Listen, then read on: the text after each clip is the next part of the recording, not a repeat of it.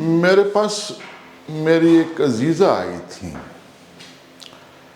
کہنے لگی کہ میرے شوہر کو کسی نے بہت بہکا دیا ہے، وہ بضد ہے کہ میں ملازمت چھوڑ دوں اور پردہ کیا کروں، باقاعدہ برقع کیا کروں۔ میں بڑی پریشان ہوں۔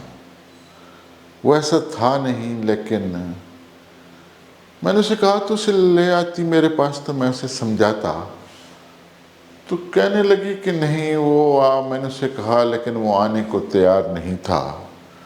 ایک ہی صورت ہے کہ اگر آپ کوئی ویڈیو ریکارڈ کر دیں تو وہ میں ویڈیو اسے دکھا سکتی ہوں، کیونکہ وہ ویڈیو بہت دیکھتا ہے اور ہر طرح کی ویڈیو دیکھتا ہے۔ تو میں نے سوچا کہ چلے میں کر دیتا ہوں۔ تو پھر میں نے سوچا کہ یہ ویڈیو صرف اس کے لیے نہیں، تمام کام کرنے والی خواتین کے لیے ایک اچھی چیز ثابت ہو سکتا ہے۔ بات شروع کرتا ہوں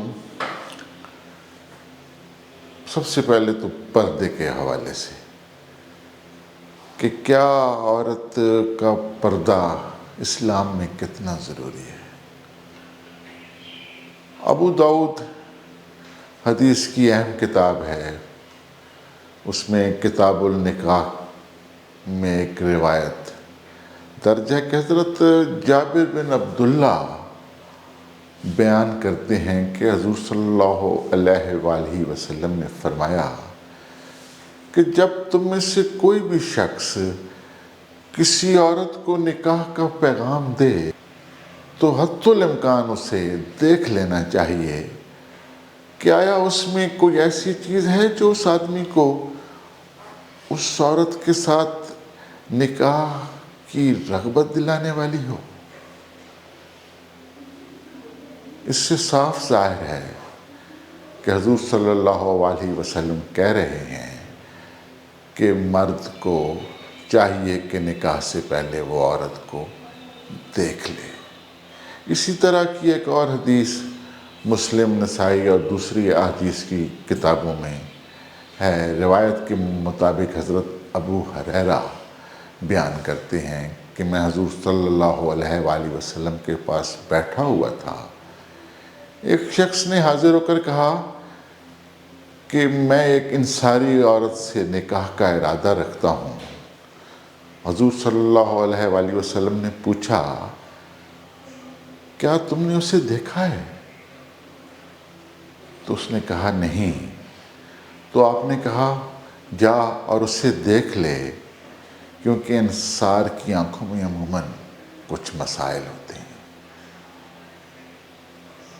اسی طرح ترمذی اور کئی دوسری احادیث کتب میں ایک روایت درج ہے کہ حضرت مغیرہ بن شعبہ کہتے تھے کہ میں نے ایک عورت کو نکاح کا پیغام دیا، حضور صلی اللہ علیہ وآلہ وسلم نے فرمایا کہ جاؤ اور پہلے اسے دیکھ لو، یہ تم دونوں کے درمیان محبت اور اتفاق پیدا کرنے کے لیے مناسب ہوگا۔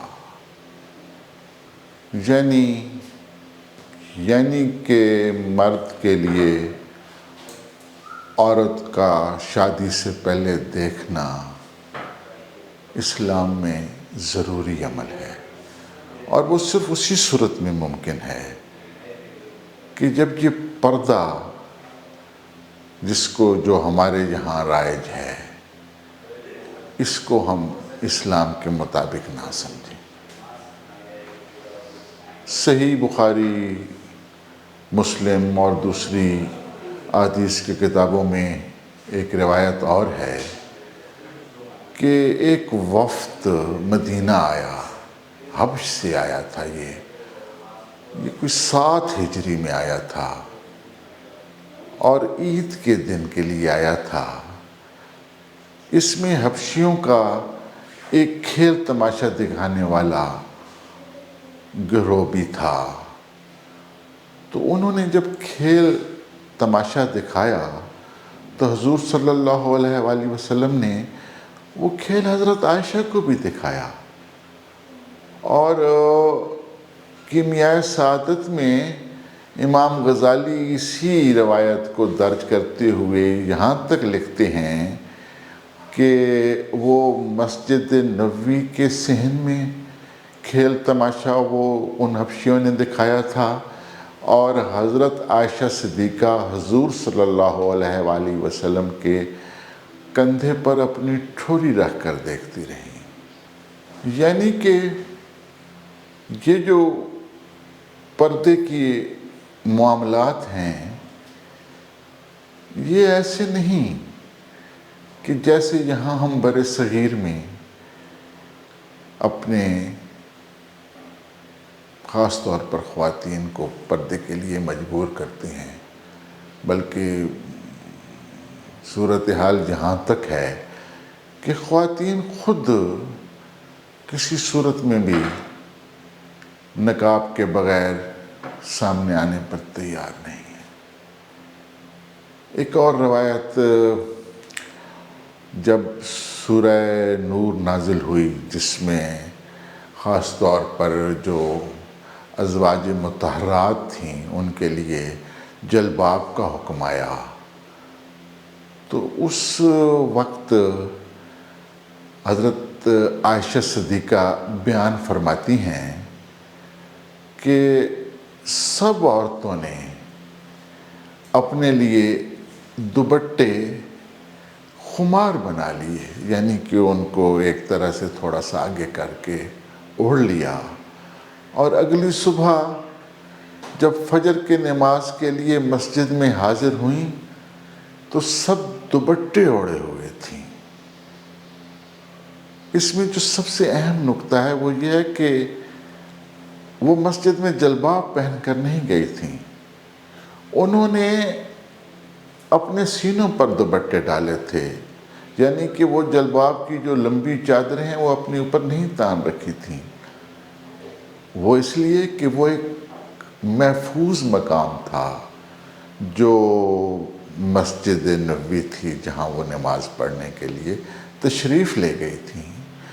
جلباب کا حکم غیر محفوظ مقامات کے لیے ہے اور صرف ازواج مطہرات کے لیے۔ صحیح بخاری اور صحیح مسلم کی ایک اور روایت کہ ایک عورت حضور صلی اللہ علیہ وآلہ وسلم کی خدمت میں حاضر ہوئی اور عرض کرنے لگی کہ آپ مجھے اپنی زوجیت میں لے لیں، تو رسول اللہ صلی اللہ علیہ وآلہ وسلم نے اس کی طرف دیکھا، نظر اٹھا کر دیر تک اسے دیکھتے رہے اور پھر اپنا سر جھکا لیا۔ یہ روایت سہل ابن سعد نے بیان کی ہے۔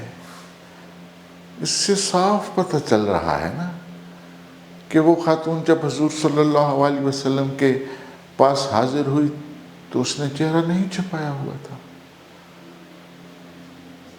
ایک اور روایت جو حضرت جابر نے بیان فرمائی ہے، صحیح مسلم کی ہے، دوسری حدیث میں بھی موجود ہے کہ حضرت جابر فرماتے ہیں کہ میں عید کے روز حضور صلی اللہ علیہ وآلہ وسلم کے پاس حاضر تھا، مردوں کو نصیحتیں فرمانے کے بعد آپ خواتین کی طرف گئے، ان کو نصیحتیں کرنے لگے، تو ایک نصیحت سے متاثر ہو کر ایک خاتون کا رنگ پھیکا بلکہ سیاہ ہو گیا، اور اس نے اس نصیحت کے متعلق سوال کیا۔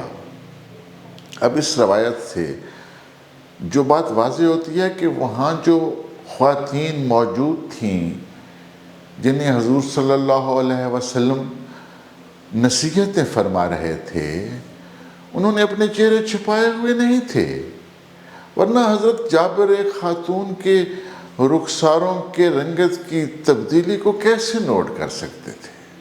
صحیح بخاری اور صحیح مسلم کی ایک اور روایت ہے کہ ایک خاتون حضور صلی اللہ علیہ وآلہ وسلم سے کوئی مسئلہ پوچھنے آئی۔ وہ خاتون بہت حسین تھی۔ اس وقت ایک خوبصورت نوجوان فضل بن عباس بھی حضور صلی اللہ علیہ وآلہ وسلم کے پیچھے بیٹھے ہوئے تھے۔ وہ دونوں ایک دوسرے کو بار بار دیکھنے لگے۔ اس پر حضور صلی اللہ علیہ وسلم نے فضل کی ٹھوری کو پکڑ کر دوسری طرف موڑ دیا۔ اس روایت سے بھی صاف ظاہر ہے کہ اس خاتون نے چہرہ چھپایا ہوا نہیں تھا، اور اگر ایک نوجوان صحابی سے کوئی کوتاہی ہو رہی تھی تو حضور صلی اللہ علیہ وسلم نے بڑے آسن انداز میں اس کو ایک بزرگ کی طرح آداب سکھائے۔ اب آتے ہیں ان احادیث کی طرف جس کے سبب یہ جو پردہ ہے اس کا بہت شور و غوغا ہے، اور لاکھوں مسلمان خواتین پردہ کرتی ہیں۔ اس میں جو سب سے زیادہ حدیث لوگ سناتے ہیں اور اکثر سننے کو ملتی ہے کہ حضور صلی اللہ علیہ وسلم نے فرمایا کہ اللہ کی لعنت ہے ان عورتوں پر جو لباس پہن کر بھی ننگی کی ننگی ہی رہتی۔ اس کے کئی مفاہیم نکالے گئے، لیکن کتنی عجیب بات ہے کہ یہ حدیث احادیث کی کسی بھی کتاب میں موجود نہیں۔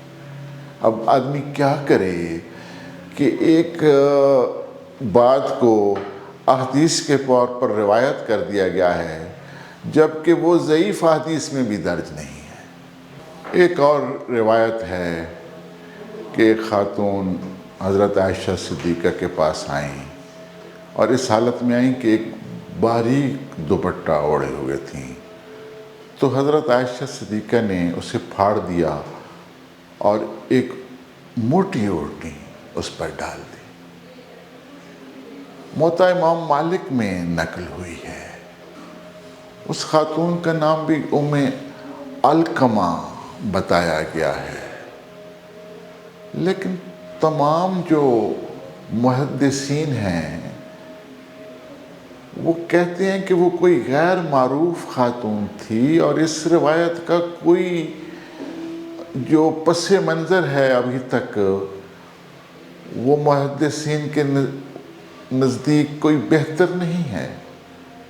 محدثین کی اصطلاح میں یہ روایت موقوف میں شامل ہے۔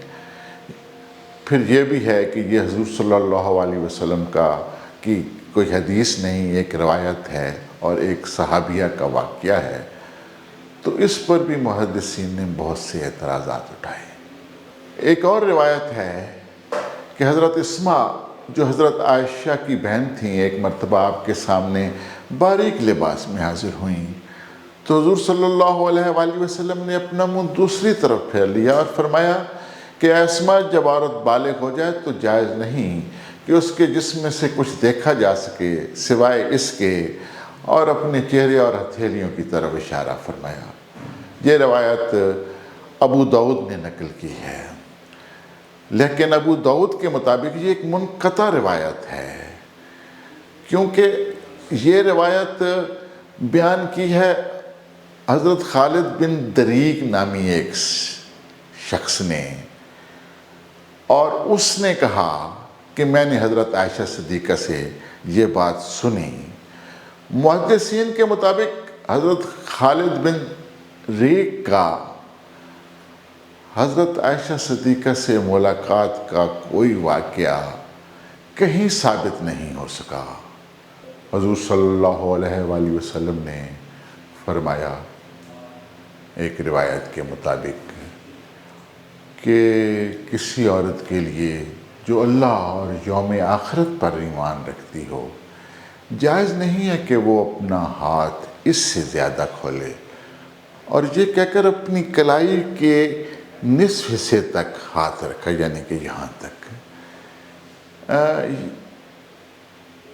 اب یہ روایت جو ہے یہ ابن جریر نے قتادہ نامی ایک تابعی سے نقل کی ہے، لیکن یہ نہیں معلوم ہوا کہ قتادہ نے یہ کس سے سنی ہے۔ اس حدیث کی روایت کی جو درمیانی کڑی ہے وہ موجود نہیں۔ یہ حدیث بھی ضعیف احادیث میں شامل ہے۔ ایک اور روایت ہے کہ جب عورت بالغ ہو جائے تو اس کے جسم کا کوئی حصہ نظر نہیں آنا چاہیے سوائے چہرہ اور کلائی کے جوڑ تک۔ یہ روایت ابو داؤد نے درج کی ہے، اور اس روایت کا بھی جو درمیانی کڑی ہے وہ موجود نہیں ہے، درمیانی واسطہ نہیں ہے، اور خود ابو داؤد نے اس احادیث کو بھی ضعیف احادیث میں شامل کیا ہے۔ پھر پہلی روایت کے مطابق کلائی کے نصف حصے تک کو کھولنے کی اجازت ہے، دوسری روایت کے مطابق ہاتھ کے جوڑ تک کھولنے کی اجازت ہے۔ گویا دونوں روایات میں تضاد ہے۔ اس سے یہ دونوں روایات اور بھی کمزور ہو جاتی ہیں، لیکن ایک بات طے ہے، عورت اپنا چہرہ دکھا سکتی ہے، عورت لوگوں میں مردوں کے ساتھ مل کر کام کر سکتی ہے، اور زندگی کے تمام معاملات جو ہیں وہ بہتر انداز میں گزار سکتی ہے، جیسے مرد زندگی گزارتے ہیں اسی طرح عورت بھی زندگی گزار سکتی ہے۔ اس کے لیے میں کچھ اور آپ کو احادیث بتاتا ہوں، لیکن پہلے ایک اور احادیث ضروری ہے آپ کو سنانی۔ وہ روایت ابو داؤد کی ہے کہ ایک مرتبہ حضور صلی اللہ علیہ وآلہ وسلم ایک غلام کے ساتھ حضرت فاطمہ الزہرا کے ہاں تشریف لے گئے۔ اس وقت حضرت فاطمہ کے پاس ایک چادر تھی، چھوٹی چادر تھی، تو انہوں نے سر کو چھپانے کی کوشش کی تو وہ کہیں تھوڑے سے ادھر ادھر ہوئی، تو حضور صلی اللہ علیہ وسلم نے حضرت فاطمہ کو ایک ذہنی الجھن میں دیکھ کر فرمایا کہ کوئی حرج نہیں، یہاں بس تمہارا باپ اور ایک غلام ہی تو ہے۔ اس پورے باب کا جس میں ابو داؤد نے یہ روایت درج کی ہے، اس کا نام ہی رکھا ہے کہ غلام اپنے مالکن کے بالوں پر نظر ڈالتا ہے، یعنی کہ جو کام کرنے والے آپ کے ملازم ہیں، آپ کے دفتر میں آپ کے پاس کام کرتے ہیں، وہ ان لوگوں کے سامنے اگر آپ کے سر پر دوپٹہ نہیں ہے تو کوئی فرق نہیں پڑتا۔ اور اب میں ایک قرآن حکیم کی ایک آیت پر اس بات کو لے کر جاتا ہوں۔ اللہ تعالیٰ قرآن حکیم میں فرماتا ہے، اللہ تمہارے ہر عمل سے خبردار ہے، اے مردو تم پر اس میں کوئی گناہ نہیں کہ تم اشارتاً یا کنایتاً ان عورتوں سے نکاح کی بات کرو یا اپنے دل میں پوشیدہ ارادہ کر لو۔ اللہ جانتا ہے کہ ان کا خیال تمہارے دل میں آئے گا ہی، مگر دیکھو خفیہ وعدے مت کرو، اگر کوئی بات کرنی ہے تو معروف طریقے سے کرو۔ اب اس آیت کریمہ میں ایک تو صاف الفاظ میں اللہ تعالیٰ اس بات کی اجازت دے رہا ہے کہ آپ نے جن خواتین سے، جن عورتوں سے مردوں نے نکاح کرنا ہے، ان کو ان کے ساتھ بات کرنے کی اجازت ہے۔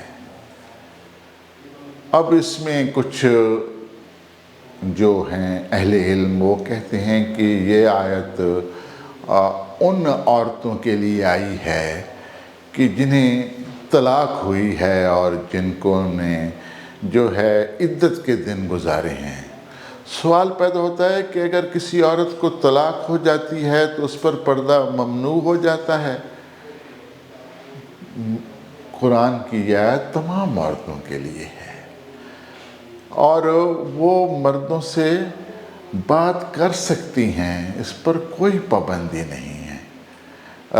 ابو داؤد کی ایک روایت ہے کہ حضور صلی اللہ علیہ وسلم، ایک خاتون تھی ام ورقہ، ان کے گھر اکثر ان سے ملاقات کے لیے تشریف لے جایا کرتے تھے، اور حضور صلی اللہ علیہ وسلم نے وہاں ایک مؤذن کا بھی بندوبست کیا ہوا تھا۔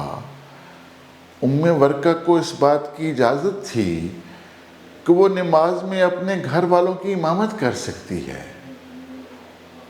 اسی طرح کی کئی اور احادیث ہیں۔ صحیح بخاری کی ایک روایت ہے کہ جو حضرت سہیل بن سعد بیان کرتے ہیں کہ ایک خاتون جس کے کھیت تھے، باغات تھے، وہ نہر کے کنارے ایک خاص سبزی اگاتی تھی، چقندر کی قسم کی ایک سبزی۔ تو جمعے کے روز حضرت سہیل اور چند دوسرے صحابی اکثر اس کے گھر جاتے اور وہ انہیں کھانا پیش کرتیں۔ اسی طرح صحیح مسلم اور صحیح بخاری کی ایک روایت میں شادی کی ایک تقریب میں حضور صلی اللہ علیہ وآلہ وسلم اور ان کے صحابہ کو بلا کر خواتین کے کھانے کھلانے کے متعلق ایک روایت موجود ہے کہ جو ایک صحابی تھے ابو سعید ساعدی، ان کی جو بیوی تھیں ام اسید، اس نے نہ صرف کھانا تیار کیا، حضور صلی اللہ علیہ وآلہ وسلم اور صحابہ کرام کو پیش کیا، بلکہ اس نے پتھر کے ایک برتن میں چھوارے بھگو کر رات ہی کو رکھ دیے تھے، اور جب حضور صلی اللہ علیہ وسلم کھانے سے فارغ ہوئے تو اس نے انہیں اپنے ہاتھ سے گھول کر آپ کی خدمت میں پیش کیا۔ تو یہ جو زندگی گزارنے کے عورتوں اور مردوں کے ایک دوسرے کے ساتھ مل کر طریقہ کار ہیں، جس میں ملازمت بھی ہے، جس میں اور زندگی گزارنے کے لیے گھروں میں آنا جانا ہے، دوستوں کا ملنا ہے، محفلیں ہیں، تقریبات ہیں، اسلام کہیں کسی عورت کو نہیں روکتا کہ وہ کسی ایسی محفل میں شریک نہ ہو، کام نہ کرے۔ ابھی میں آپ کو بے شمار ایسی جو ہے احادیث سنا سکتا ہوں کہ جس میں جو حضور صلی اللہ علیہ وسلم کے زمانے میں جو خواتین تھیں، انہوں نے جنگوں میں خدمتیں کیں، مرہم پٹیاں کیں۔ ایک پوری دنیا اس میں موجود ہے، اس سلسلے میں کئی کتابوں پر یہ بھری جا سکتی ہے یہ ساری تفصیل کہ خواتین نے حضور صلی اللہ علیہ وسلم کے زمانے میں مردوں کے ساتھ مل کر کیا کیا کام کیا۔ تو براہ مہربانی ایسی سوچ، ایسی تنگ نظری مردوں کے لیے اچھی نہیں۔ شکریہ۔